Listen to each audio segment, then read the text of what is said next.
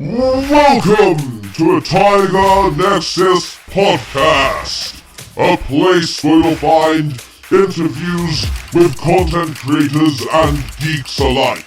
Your host, Tiger, has delved upon the Nexus and found interesting content creators and geeks of all fandoms.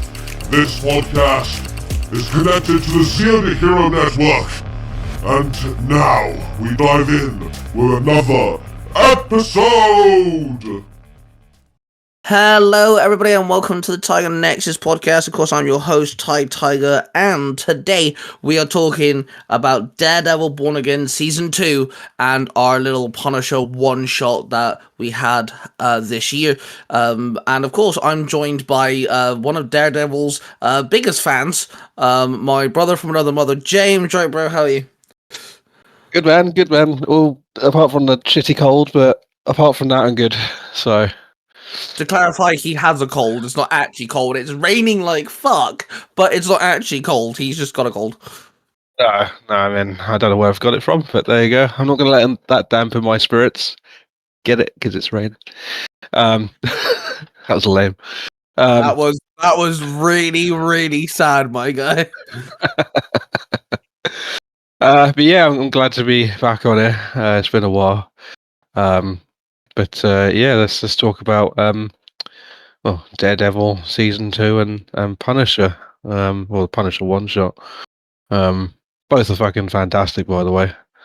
Oh, absolutely. Honestly, we kept on talking after each week, and it's all we kept on saying to each other. It's almost like Marvel have understood all the complaints they keep getting.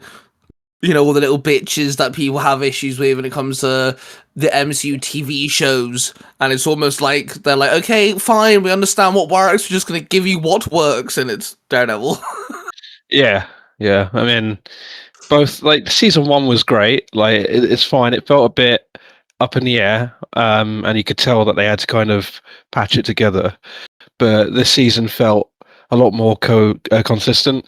Yep. You know, the tone of it, the overall vibe of what they were going for, the characters, just everything. Like, obviously, you had returning characters like Cherry and the police officer woman. I can't remember her name. From the first season, that I think they were planning on making bigger characters, but obviously because of the creative overhaul, they've now become sort of sideline characters. I'd say Cherry is the most involved out of the new characters. And obviously Matt's new lawyer assistant person. I can't remember her name at the moment. But yeah, they're the two that have kind of been pulled through from that creative overhaul, I find. And obviously we've got Karen Page, who's such a badass in this season. She's great. And then you've got obviously Foggy returns as well. Spoilers for anyone, but I mean, I don't know why you'd be listening to this if you haven't watched it. But Foggy returns in a flashback because everyone was a bit annoyed that they killed him off so early last season. And I personally think they brought him back just to kind of give people a bit more Foggy. But yeah, I mean, I was happy with it as a season of TV. I just wish it was a bit longer because, we only get 8 seasons and that isn't really a whole lot, but it's what it is. I enjoyed the 8 seasons. 8 seasons, 8 episodes. God, I literally waiting for you to finish talking so I could correct you and go, you mean 8 episodes, right? Because 8 seasons, bananas. Yeah, that's the cold getting to. You literally just said 8 seasons is far too short for a TV show. No, mate, that's really good for a TV show. What the fuck are you talking about? Yeah, no, that's the cold speaking. My head's completely fuzzy at the moment, so I am bound to trip up in this. So do apologise if I say something and it's completely nonsense because my head is just up the wall at the moment. But yeah, the 8 episodes were good, so I enjoyed those a lot.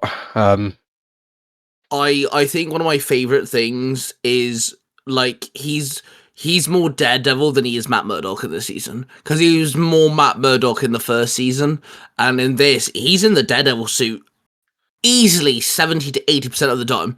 Oh, Because yeah. obviously they're doing the whole like, you know, he's in hiding now and things. So obviously he's gonna be in protection mode the entire time, like defensive mode the entire time. So wearing his suit makes a lot of sense. But like we see him a lot in the Daredevil suit, and it's clean too. That new black Daredevil, oh damn, that suit is so fucking good. I do Honestly, like might be one of my favorite suits. I do like the progression throughout the series of like it starts off black, and then as he's getting into fights and scrapes, the kind of paint starts peeling away, and you can see the red underneath it. Yeah. That's really cool. I mean, obviously they do it to sell toys and stuff like that, and merchandise and whatever. But like in a series standpoint, it makes sense, and you know it looks cool. Like I really do like how it looked towards the end, where it was kind of like a mixture between black and red. It's really cool. Um, Yeah, the cleaner. I think it's one of the cleanest suits. I really like that. You mentioned Karen being a badass. Honestly, I think this season has some of her best performances out of all of Daredevil. I'm including the first 3 seasons on Netflix. Some of her best performances are in this season. Holy shit, she's good in this. Yeah, she has a lot of character growth in this season. Like she, obviously, like Karen's like one of the most consistent I find in Netflix Daredevil. Like she started off as this really scared person, obviously, because of the position that she was in. She'd been technically framed for murder.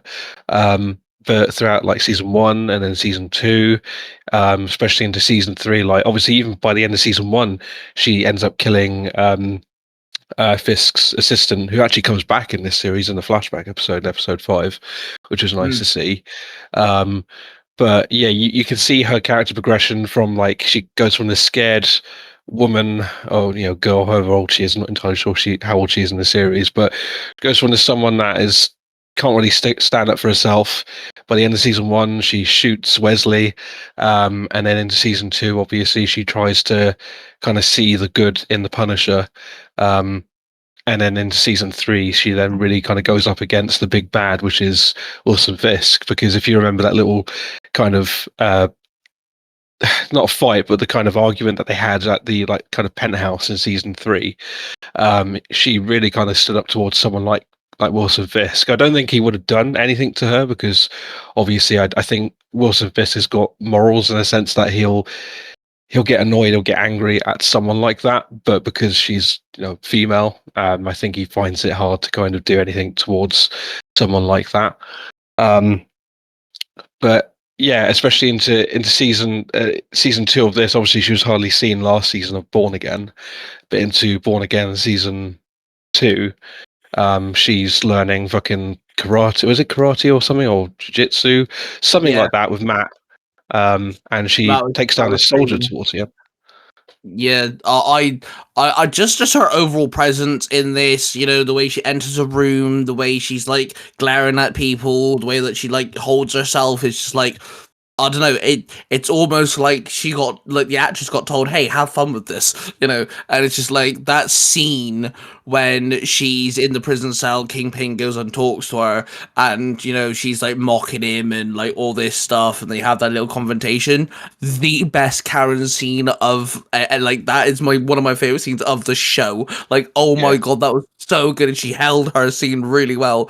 Didn't fucking falter at all, and it's just like kudos to the actress. Like, yes, that was so good.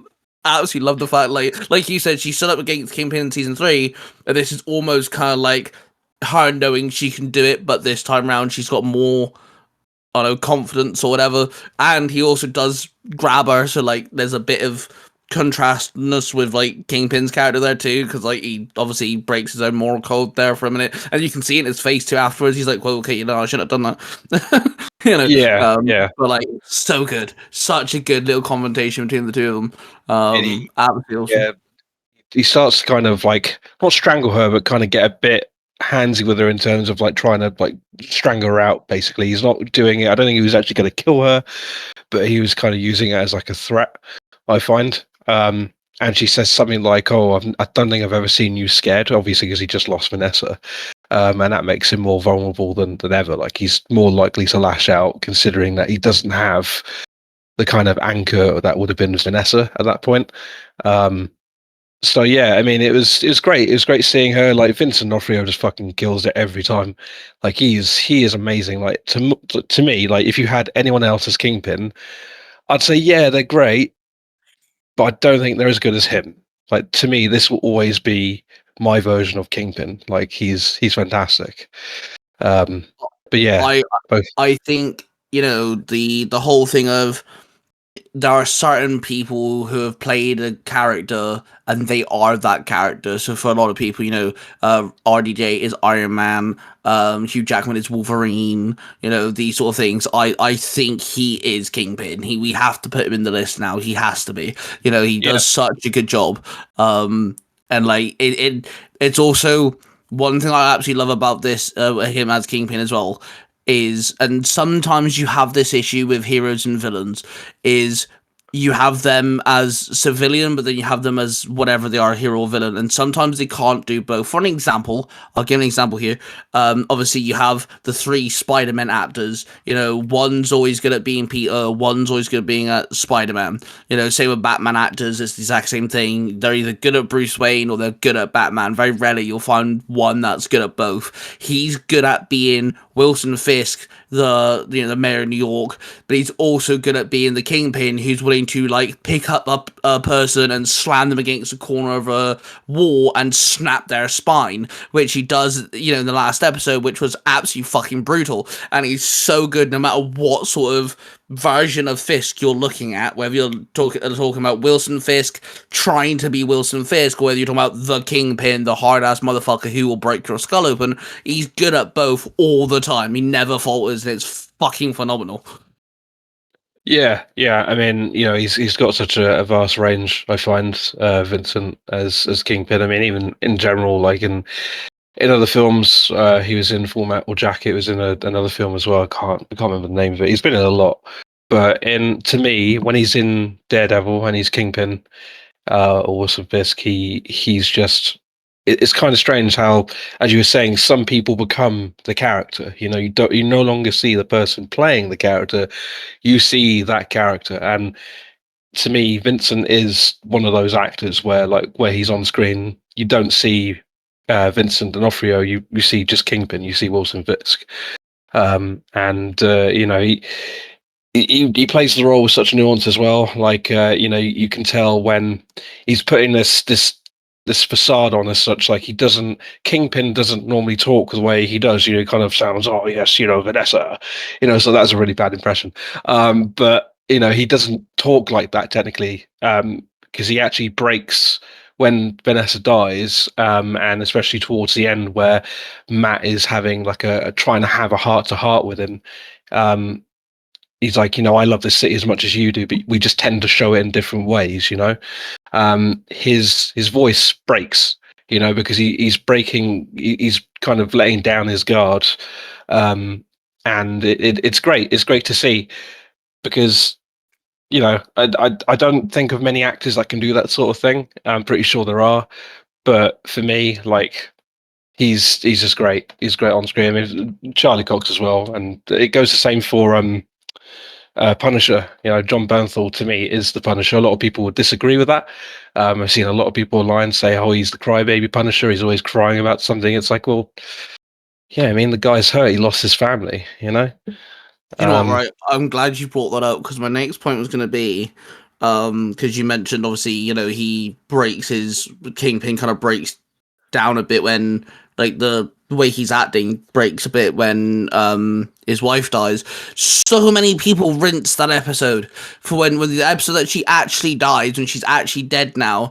Obviously, he completely has a meltdown, which obviously, duh, that's his wife. But Yeah. so many people bitched about that. And I'm like, okay, let me get your spouse, right? Let me, fucking slaughter them, okay? Let me give you some hope because they're awake, and then let them die all of a sudden. Let's see how you fucking act, you morons. Like, what the fuck? Like, I think that made me love him even more. The fact that he did break, and, like, there's, he tries to still be the mayor and Kingpin, and his acting is just really well done.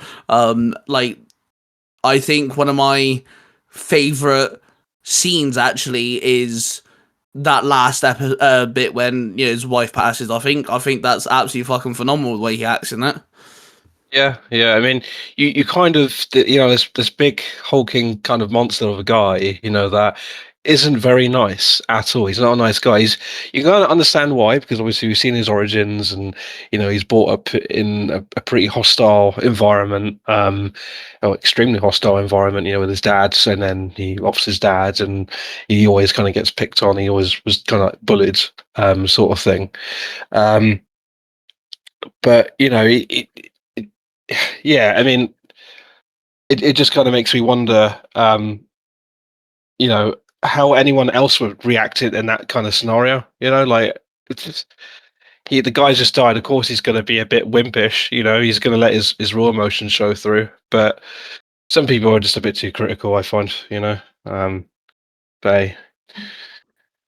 Um, So we also have another one of our other returning characters from the Netflix side of things, who I think did such a good job in this, and the diner scene is fucking phenomenal. What a way to open an episode is obviously Point Dexter or Bullseye, however you want to call him.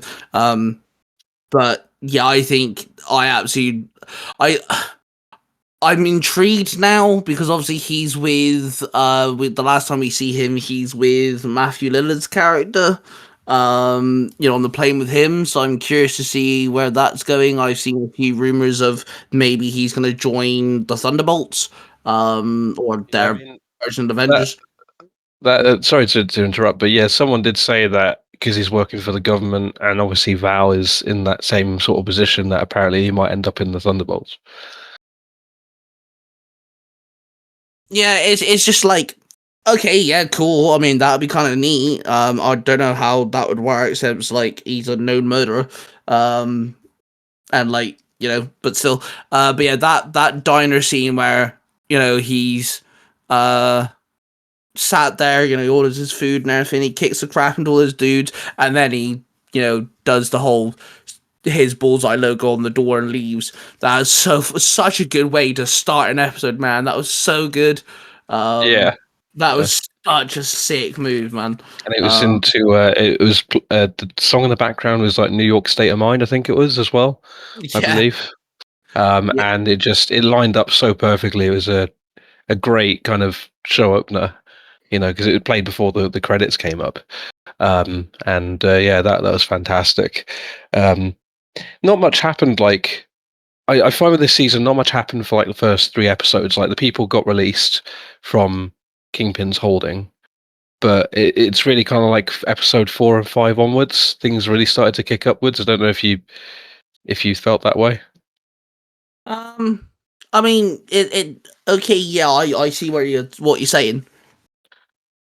However, I do feel like they are necessary in the sense of we do kind of get a bit more, into Kingpin being mayor. Obviously, it's a good way to segue in that. Is it BB or whatever she's called? She's obviously doing that web series of Mayor Kingpin, where she's wearing the Kingpin masks and stuff, which obviously leads up to near the end, which I always found them really funny. I thought that was a good little way to piss off the Kingpin. But yeah, okay. I mean, one thing I do like is, and I've always said this, I love how much they use Daredevil's hearing, and like, because obviously it's almost supernatural. It's almost not supernatural. It's almost superhuman. Sorry. And I feel like you get a bit more of Karen being a badass. Yes, okay, not a lot overall story wise happens, but it is a good just little segues into like Daredevil's kicking ass. You get to see his hearing ability. We have Fisk trying to be mayor, or at least trying to be, and it's not like it doesn't have any repercussions, because obviously we do have the guy who fuck knows his name, he's foreign, but we do have the guy who does get recorded, which obviously helps out with Fisk's trial near the end. So like little things like that. But no, I see what you mean. Yeah, I think episode 4 is where it really like skyrockets. I think episode 4 is where it really picks itself up. It's not like the first episodes are bad, but yeah, I kind of see what you mean. Yeah, it takes as you said, it's not bad, by any means. Like it just kind of takes, I guess, like the first 2-3 episodes are more kind of like, this is where we are, this is the current state of things, and play it from here, sort of thing. It's kind of establishing certain things that are going to go on throughout the series, and then from episode 4 to 8, from that point onwards, I find it really kind of started to get going at that point. But yeah, it's not a bad season of TV. That I think a lot of people have said that it lacked Punisher, and yes, it kind of did for me. But then I totally understood why they didn't add him in there, because obviously we're going to get the special. And it would, I think if I disagree. I'm glad Punisher wasn't in it because it gave Matt more time to shine. We had the relationship between Matt and Poindexter, and it's not heavy and it's not like massive, but there's a lot of underlevel like layers to their conversations. I think it's episode 5 where like Poindexter's all fucked up and Matt's trying to figure out what to do, and like he almost leaves him there and he's like, no, I'm not gonna leave you here, and drags him away and shit, and stuff like that. And I feel like if Frank was in it, that entire scene would either be not there, which it should have been there, or it would overshine. And also someone else comes into it and she's a total kick-ass, and I actually much preferred her in this than I've done in anything else, because I'm not really like a fan of her show at all or anything. Obviously Jessica Jones is in it, and I feel like if Frank was in it again, she would also just get overshone and completely forgotten about. Yeah, that's true. I mean, I guess maybe they were kind of afraid of overcrowding, because it's a pretty stacked cast already. And I guess they didn't want to overcrowd it. It just seemed a little, like, from my perspective, like it just seemed a bit odd how he showed up at the end of last season, did his thing, and then he just went, But it is what it is. Like, I'm still happy with the way things turned out, especially after getting that 40 minutes of chaos with One Last Stand. Like, I was happy that things turned out the way they did, even though at the time I was a bit let down or a bit disappointed that we didn't have the Punisher in season 2. But I'm just hoping they give him something else. I'm hoping they give him a film or a TV series or another short or something, because I just think the Punisher's great. So before we dive into Punisher, I want to talk about Jessica Jones real quick, because I think it was really clever in the way that they brought her in. They involved her pretty well. She's absolutely kick-ass. We actually do get to see her like fight and everything, and more than once. And also she sticks around, which is great. I love her line with Kingpin when they have to go to court, and she basically tells him to watch his back type thing. She does get her moment with Kingpin, which is great. Not confrontational, no, but still great.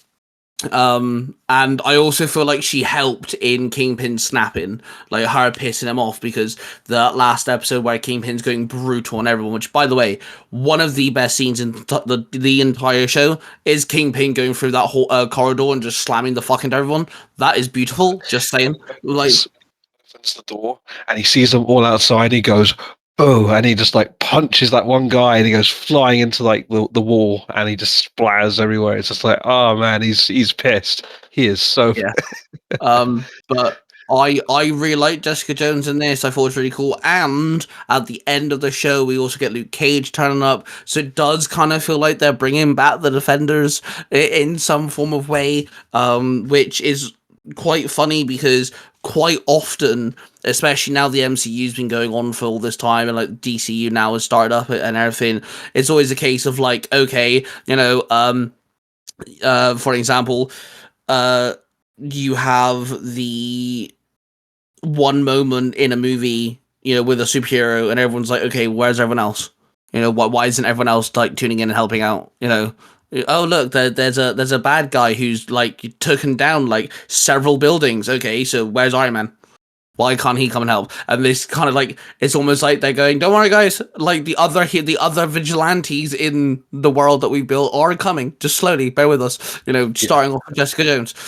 So like they got Jessica Jones involved. Luke Cage they gave an answer for, which is great. Really glad they actually explained where Luke was. It's not a case of like, "Oh yeah, Luke's went to go get eggs and he just hasn't come back yet," or anything like that. No, they actually gave us a solid reason why he's not in it yet, which is great. Love the fact they answered that. But I think she was just really cool. I like Jessica Jones. I'm glad that they actually did something with her. I liked that they turned her into a mum because she was kind of known for this hard ass, and she still is. She still totally is. Like she'll tell you if you need to get the fuck up and get on with something. Like how she said, to Matt in the church, is like, "I hope you can walk because I ain't carrying you." But I like the fact that they've kind of given her a purpose, a reason to do the things that she does, other than like just get pissed and walk around drunk all the time. Because we've seen that we've seen that sort of Jessica before. And if they brought her back and then did the exact same thing with her, just make her drunk all the time and give her a bad attitude and, doesn't really care about anyone but herself, essentially. Well, not all the times, but some of the times that she kind of gives off that impression, or she did give off that impression. But I feel that giving her a reason to stick around and, fight for good by giving her a child is great. You've got like an emotional anchor for her going forward. But yeah, I'm glad that they're bringing back the Defenders. As many people like slag it off, I liked it. I don't think it was amazing. The Defenders series, I don't think it's like Shakespeare or whatever. I don't think it's like a masterpiece, but for what it was fun. I enjoyed watching the Defenders, and it's going to be really cool seeing Luke Cage and Danny Rand and all that team up again with Daredevil at some point. So I was gonna say if they carry on, if it's Daredevil Born Again season 2 done, I'm happy for them to come back. If they keep up the way they're going, like I'm very happy with them coming back. So before we dive into Punisher, if you could rate Daredevil Born Again season 2 out of 10, what would you give it? honestly, like above, like it's obviously above the first season. First season for me was about a 7 out of 10. 6.5, 7 out of 10 for the first season. Season 2 stepped it up like massively. I'd say it's about an 8.5 out of 10, 9 almost. But yeah, I'd say to me it isn't perfect, but it's getting there. Like if they were just to bring it back they are bringing it back for the third season. I'd say they're pretty much going to get there next season with it being like a 9.5, 10. But yeah, I'd say a 9. Screw it, say a 9. I was gonna say a 9 as well. Yeah, absolutely. I think if it was just like an extra 2 episodes or something to give it just give us something more. Like I want more. That's my issue now. I want more. Give me more Daredevil. I don't care about the other TV shows in the MCU. That's what I mean. It's too short, isn't it? 8 episodes. Just give us Daredevil and Punisher and the Defenders and like just fuck everyone else. You reckon Colleen Wing will come back? Go on like the Iron Fist side of things. You reckon she'll come back? Ooh, that's a good question. I mean, I think she will. Considering, did you watch Iron Fist? I can't remember if you watched it. I've Iron Fist. I actually liked Iron Fist. I'm one of Iron Fist's defenders. Yeah, I liked her as a character, and I liked that they, towards the end of Iron Fist, they made Danny Rand an Iron Fist. They made her an Iron Fist, because obviously she's like white and Danny Rand is yellow. But I mean, for all we know, they may not actually, because obviously you got the whole thing of like Daredevil now actually wearing like a proper suit constantly. They kind of need to do the same with Iron Fist and Luke Cage doesn't really have much of a suit, but at least we got like wear the appropriate clothing. It would be kind of cool because there is Iron Fist is yellow and green, but there's also an Iron Fist that's not yellow and green. So we kind of cool if you had both. I can't see why not. If they're willing to bring everyone else back, it would make a lot of sense. Or at least do what they did with Luke Cage, where they bring back Jessica Jones, and then they're like, oh yeah, well, Luke's doing this. So if they're going to bring Danny Rand back, at least having a reason or why she's not around, and then bring her back in later or something. Like, I'm happy with that if they want to do that. Yeah, yeah. I mean, I'm just happy that we've gotten this far. Like bringing Daredevil back and Vincent D'Onofrio back and everyone that was like involved, even Jessica Jones. I'm so glad. Like I was so happy when I saw the set photos on X or Twitter at the time, and I was like, oh my god, they're bringing her back. That means that the rest of them are coming back. But yeah, it would be nice if they did bring her back and brought maybe Elektra back. I know she's technically dead, but no one ever really dies, really. They can always resurrect her. One of the things as well is, between Daredevil season 2 and Born Again season 3, is we've got fucking Doomsday. So for we know, multiverse bollocks, we may actually be able to have Elektra back. Yeah. I mean, that's a possibility. I mean, obviously, we don't really know what the future holds at the moment. We're recording this on June 11th of 2026, so we're still over a month out from Spider-Man, and about 5 months or so away from Doomsday, or 6 months away from Doomsday. So we're kind of in this weird period of TV series are kind of coming to an end. We've still got like what was it called, X-Men animated series. X-Men 97. Yeah, that's the one. We've still got that to come, but that's not technically MCU connected, really. And then we've still got the the two major films to come out this year. So, yeah, who knows? They could do something amazing with Doomsday, and multiverse and all that kind of thing could happen. But we'll see. I like my street stuff to keep relatively believable and non-multiversal, because they've seemed to have really done a hodgepodge of that whole thing. But we'll see what happens. Basically, I'm open to see what they can give, and if it's like a reasonable thing that they've done, then I'm like, fine. So yeah, let's dive in with Punisher One Last Kill.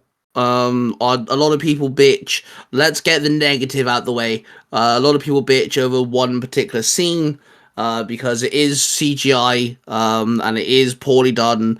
It lasts for a minute second.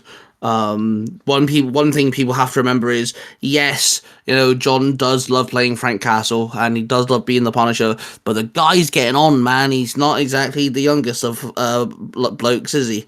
And so like there are going to be certain stunts that his team are going to say to him, don't do that, don't be a dumbass, because you're going to break in something, like, and his stunt double, maybe they can afford one. It was only a one shot and all this crap. And so one thing people have to remember is it costs money to do this sort of shit. Yes, okay, there's just a guy with a gun, or guns, should I say, and he is just running around shooting people, but that still costs money.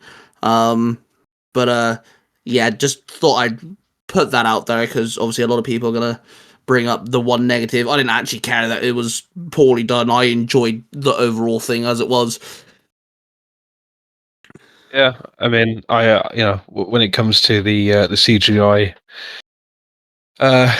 blunder, mishap, whatever you want to call it. I mean, I didn't even notice it first time round. I was just sat there watching it downstairs, and the scene is all of like 2 seconds long.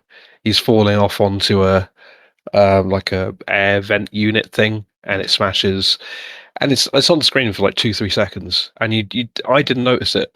Like people that I've spoken to, like family members that I've spoken to, like my dad didn't notice it, mum didn't notice it. Like, I don't know if Chris noticed it or not, but like people, I think make too big of a deal over it, unfortunately, over something that really just doesn't matter at all. But yeah, it didn't deteriorate. That whole CGI issue didn't deteriorate from my love of the special. I think the special was great. Yeah. So, for the way you see Daredevil, is the way I see Punisher, and that's always been the case. Everyone knows how much I love Punisher. Punisher's one of my favorite characters, and I adore him as Punisher as well. And so watching this one shot, absolutely fucking a blast. Really glad that it wasn't anything majorly tied to anything. They kept it its own little storyline. It's a bit weird how he just never gets the old woman or anything like that. He just ends up kicking the crap into a bunch of dudes, and then that's it. But each turn. But I think it was really well acted. He's always done a good job on being the hard ass, but he's also done just as much of a good job at being the emotional wreck that he is. He sees his daughter, and he goes to the graveyard to see his daughter, which is really fucked up, by the way. And then obviously all war kicks off. Fantastic action. Like, holy shit, is literally just brutal kill after brutal kill after kill after kill after kill, which is exactly what Punisher is. And then you lead up to him eventually stopping the Punisher for being a revenge-seeking missile to being a symbol, because that's the whole point. The Punisher in the comics does start off the same, but he ends up being a symbol of justice. You do bad, you get got. It's that simple. And now that is what Frank's Punisher is. The way that he kills a dude at the end, just throwing the knife, then blamming him. Absolutely fucking phenomenal. But yeah, for me, honestly, it's one of the best things Marvel's put out in a long time for me personally, because I love Punisher.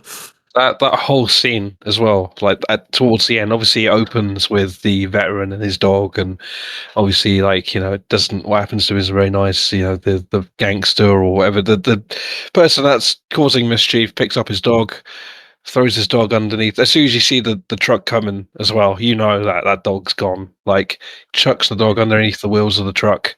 Absolutely awful. And then obviously it cuts to Frank, and he's going through his mental breakdown and all that kind of thing. And they loop it. Obviously, they come back around to where we started at the end. And I like how he doesn't even have to say to Frank what he took from him. It's just a case of, that's not what that's not the only thing that he took from me, I think was the line. And Frank turns to the guy as he's running off, pulls out a knife, and just throws it into his shoulder, falls to the ground like an absolute pussy, and then you just see him walk up and he draws out his gun. It's like, oh well, he's a goner. He's fucked. Like, it's great. It's absolutely great, because you don't, Frank is such a kind of a person of, well, I don't care what he's done to him or taken from him. All I know is that he's a bad guy and he deserves to be gone. He deserves to be rid off this earth. And that's exactly what he does. But yeah, the Punisher one shot is great. Like, there's non-stop action for the majority of it. I wouldn't say it was all the way through, but there's a certain point where it hits like the 15-minute mark or the 10-minute mark, and then for like the rest of the time it is just like non-stop action. You said that you found it a bit weird how he let the woman get away, the one that was like the mother of the crime family, that was to do with like kind of some kind of dealings with killing Frank's family, basically. It's not so much that he let it get away. I understand why because obviously you've got the guy who owns the whatever little store it is, and he goes and saves them. I get that. What I'm not so much confused at is just like we don't see him do anything, to sort this out. It just, he beats up all the dudes, and then he's like, yeah, cool, I'm punching him. So far, I mean, I think they've intentionally done that because they're going to revisit that point later, because it seems like to me that they're setting up something else. Or at least that's what I would like to think, I think they're either setting up a film or another one shot or another series or something. Because if they just leave it like that, then it just seems like a bit of an odd writing decision, just to be like, oh, he's going to go after her, and then he gets distracted by the shop owner because obviously he went in the shop earlier and earlier in like the short and waved at the girl, which is like the daughter of the shop owner, basically. Yeah. and he hears her scream because her dad's being beaten up outside. So he goes after her. He does the better thing instead of choosing revenge or getting rid of this person as such. He goes and does the right thing by punishing the person that needs to be punished the most in that point in time. But I'd be very surprised if they just left it as it is and she drives off and whatever. They've got to do something else with that character, because as far as I'm aware, she does end up in a bit of a grisly state, let's just say. So I can't remember her name, but I didn't see her coming as the big bad, So obviously she turns up and she's talking and she's saying stuff that relates to Frank, and like I'm kind of like complex. I was like, okay, and then as soon as she mentions and she's walking through our family, it slowly then clicks that, oh shit, she's related. Okay, that's kind of cool. And then obviously she says that, by this time everyone's gonna come after you and you're fucked. And I sat there laughing the entire time, like, you really think Frank's just gonna stand there? Like, it's Frank. One thing I did like was his little mental breakdown that he kind of went through. He sees his buddy who was in the Punisher show, which was great. Loved that. Karen, he also daydreamed Karen, which is awesome, because obviously they've always had a nice little connection, which we actually did see a little bit of part of. Kind of reflect. Obviously, I know it's not actually Karen there; it's all in his mind. I get that, but like, it's nice to see them both share a screen, which was cool. And I like it when that scene when it officially starts, when all the action starts, and the fire kind of like seeks through his into his place, and that's when he like snaps back and he barges through. It's great. Obviously we mentioned him saving the little the family with the little shop. The pen, the guy that he stabbed, is it a pen that he stabs the guy with? Yeah. Dude, that was fucking mental. Oh my god. That was dreadful. I mean, it was cool, That was so but I'm fucked like, up. he is dead. He is dead. Stop stabbing him, man. He's dead. I have to make brutal. sure he's dead. God damn it! I have to make sure. Into him carrying on stabbing the guy. Like, that was so brutal. Oh my god! I'm never going to look at the pen the same way again. Every time I pick up one, I'm like, How many times can I stab this person in the face with this pen? Yeah, Like, exactly. It's just like so like over the top, and it's like, holy fuck! But that's the Punisher. I guess you could say he got inked. Oh, James, no, that was bad. One thing I did like about the Punisher one shot when it came to the action was it did a very good job mixing in both his skills, because obviously he's a trained marksman, he knows how to use all different types of guns and stuff, but he's also very well known in hand-to-hand combat, and we got to see both of that. When he's like traversing through the flats and he gets himself to the roof and stuff, like, we do get to see quite a lot of different tactics, and the choreography's all mixed up and everything, and I thought they did a really good job on showing just the skills of the Punisher. Yeah, no, I agree. I think they really did a good job on showing his combat skills. Because obviously he'd been in the army, and he's not someone to be fucked with. Basically, like, he knows what he's doing when it comes to guns and just kind of fighting dirtily. I guess he's not. I don't think he's got like a black belt in karate or anything, but like he'll throw punches when he runs out of bullets. Like, he ain't afraid.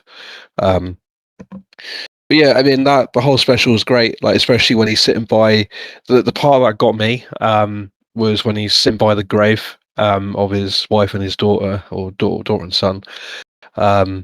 And he sees her obviously in front of him. It's not really there. It's like what he's imagining because of the kind of mental breakdown that he's going through.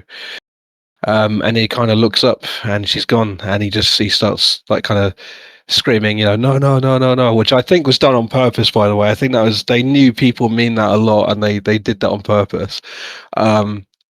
But that whole scene, my heart it kind of sank. It really did, because you do feel his pain and his sorrow in that scene, because he misses his family so much, that that he can't do anything to bring them back. Whatever he does, the amount of killing, the amount of violence, yeah, he's getting rid of evil, but it's never going to solve the issue or the present situation that he's in, you know. And I think maybe towards the end of the Punisher, the special, I think you kind of see him accept the situation that he's in, and he's like, you know, maybe I should, you know, kill myself, and he puts the gun to his head and whatever, and he doesn't. He's like, well, there's always going to be a need basically for the Punisher to do what the Punisher does, you know. And that's great. And I don't know if we're going to see, obviously we're not going to see a violent Punisher, I'd say, in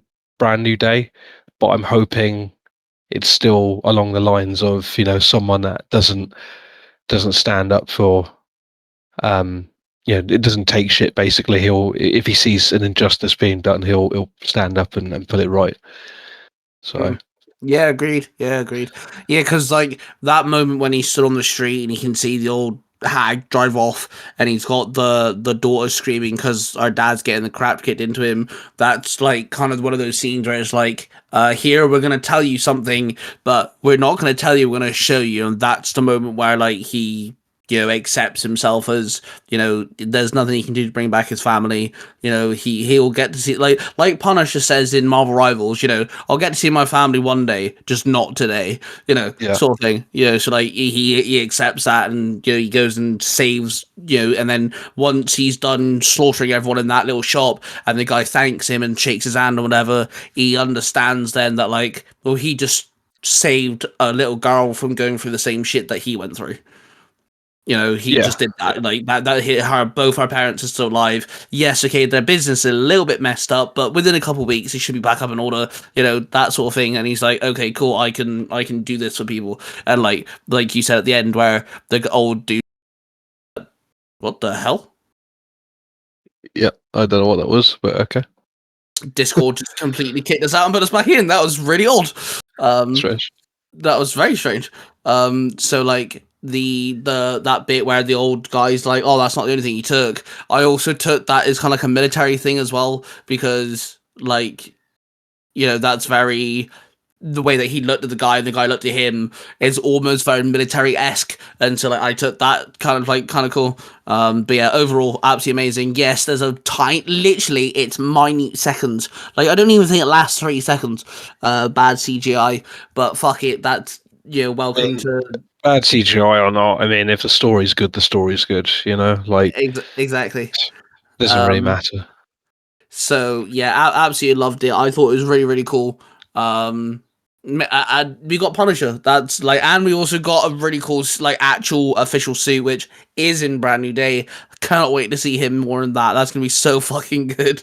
Oh, I can't wait for Brand New Day. I'm so excited for it. Like, big fan of Spider-Man and big fan of Daredevil and Punisher, but like I've always known about Spider-Man first, so therefore, obviously, I'm going to be excited. I'm going to see any Spider-Man film they bring out, regardless. But um, yeah, I mean, from what we've seen from the trailers, he still seems to be the same old Punisher. Obviously, they're going to dumb him down a bit for the rating, but I hope that they stay true to his character. You know, it's going to be really funny seeing the Punisher just kind of get out his gun, start to unload on just like bad guys, and you've got Spider-Man there just trying to be like, "No, Frank, what are you doing?" You know, sort of thing. You don't do this, which is going to be quite hilarious to see, to be honest. The kind of conflicting ideologies at play.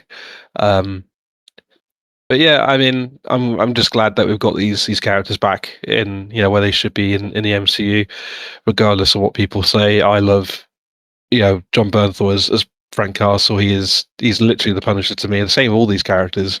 I wouldn't have any other actor or actress play these characters, because to me they are perfect the way they are. So So if you had to rate the Punisher one last kill one shot out of 10, what we giving?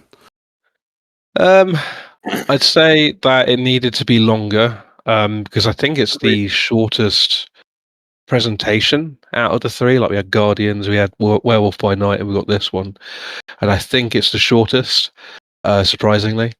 Um, so yeah, everyone said that it should have been a bit longer. So I think it's not quite like a 10 for me. Um, I'd say it's about an 8 out of 10. Yeah, me. I think the length is my biggest issue. Because they could have done a lot more with more time. Even if they just wanted to fill it out with like more intense action, or whether they went down the here's some more of his mental breakdown, whichever way they went. I'm happy with either. It's only like 45 minutes, isn't it? The one shot. 40 minutes. It's about 45 minutes. You take about 5 minutes off of the credits. It's about 40 minutes. Yeah, like even if they just made it like push it to an hour, so we like take away the 5 minutes of the credits, it'll be 55 minutes. Like an extra 50 minutes, you can do quite a bit with.